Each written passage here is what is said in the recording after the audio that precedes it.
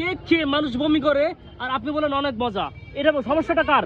হাজার হাজার মানুষ আছে, কেউ এখন পর্যন্ত বমি করলো না, শুধুমাত্র একটা মানুষই বমি করলো, কারণ সে ব্রাশ করে না, তাকে ব্রাশ করতে হবে। কোথায় গিয়ে বলছে, কিভাবে বলছে একটু বলেন তো। কোথায় গিয়ে বলছে সে অবশ্যই আমি বললে আবার ঝগড়াই চলে যাবে, আমি চাই না। কিভাবে বলছে ডায়লগটা একটু বলেন। বলছে, আল্লাহ আপু আমার না একদম বমি চলে আসছে, একদম বমি বমি করতে করতে আমি আপনার এখানে আসছি। আচ্ছা আচ্ছা, আপনারটা অনেক বেশি মজা, কিন্তু ওনারটা আল্লাহ একদমই মজা ছিল না, আমি বমি করে দিছি। সিরিয়াসলি মানুষকে এইভাবে পচানোর কি আছে? কে বমি করছে?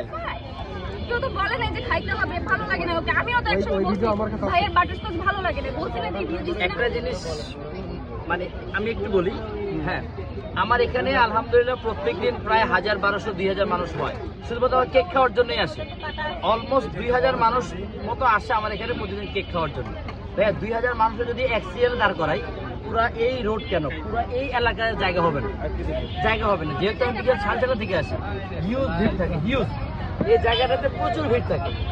আমি রাতের 8টা-9টা পর্যন্ত যতক্ষণে থাকি কিন্তু অনেক মানুষ আছে, আমি যাওয়ার পরেও কিন্তু অনেক মানুষ ফেরত যায়।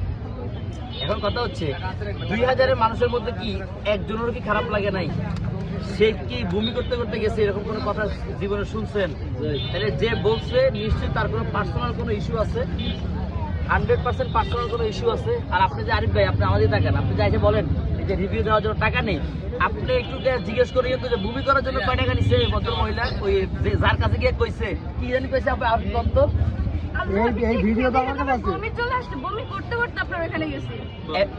এই যেখানে গিয়ে ডাইরেক্টর ছাড়ছে ওখানে গিয়ে জিজ্ঞেস করবেন যে উনারে কত টাকা দিয়ে পাঠাইছে এখানে এই ডাইরেক্টর দেওয়ার জন্য।